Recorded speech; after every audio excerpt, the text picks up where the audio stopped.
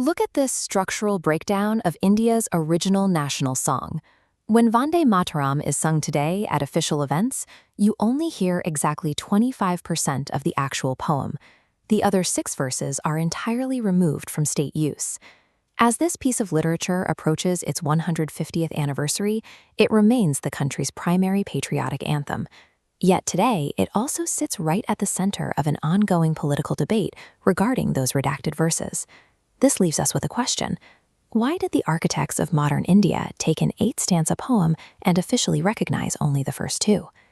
That surgical edit was a deliberate compromise.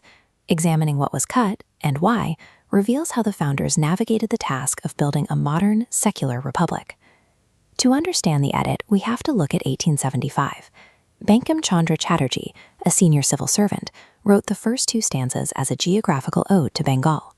He described a landscape defined by its fresh water, abundant fruits, and cool breezes. But the poem changed 7 years later, when Chatterjee inserted the text into his 1882 novel, Anandamath. He added 6 new stanzas. The vocabulary shifted from water and fruits to specific Hindu deities, directly referencing goddesses like Durga and Lakshmi. These additions changed the core meaning of the text. The poem no longer just described the physical land. It now equated the territory of India with a living Hindu goddess. By transforming a map into a mother goddess that demanded worship and sacrifice, Chatterjee created an emotional trigger that the independence movement would soon adopt. In 1905, the British Viceroy, Lord Curzon, announced the partition of Bengal to divide the population along religious lines. That policy forced Vande Mataram out of literature and onto the streets. The song became a massive anti-colonial battle cry. Thousands of protesters chanted it during marches, leading the British government to ban its public singing and arrest those who spoke the lyrics. As the independence movement expanded, internal friction emerged. The Muslim League, led by Muhammad Ali Jinnah, objected to the later 6 stanzas, arguing that worshipping the nation as a deity violated the principles of Islamic monotheism. By the 1930s, the same song that had unified the anti-British resistance in Bengal was threatening to fracture the national movement along religious lines.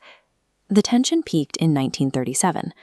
The Congress Working Committee faced pressure from 2 sides: demands to scrap the song entirely to maintain unity, and demands to mandate it in full as a symbol of national pride.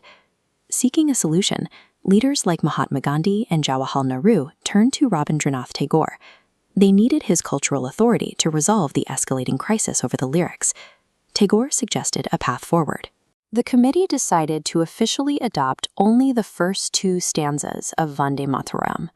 These opening lines praised the natural beauty of the land and contained no religious imagery that would alienate minority communities.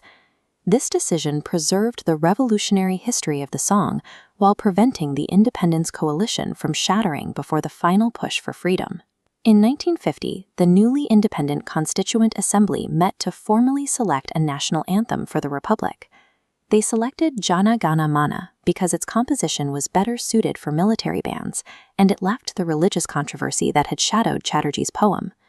To honor the history of the struggle, the first president, Dr. Rajendra Prasad, declared that Vande Mataram holds equal constitutional status as the national song.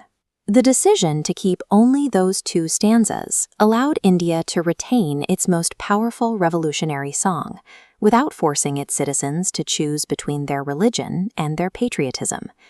It is a reminder that a republic is built through these quiet negotiations, ensuring 1 billion people can still find themselves in the same few verses.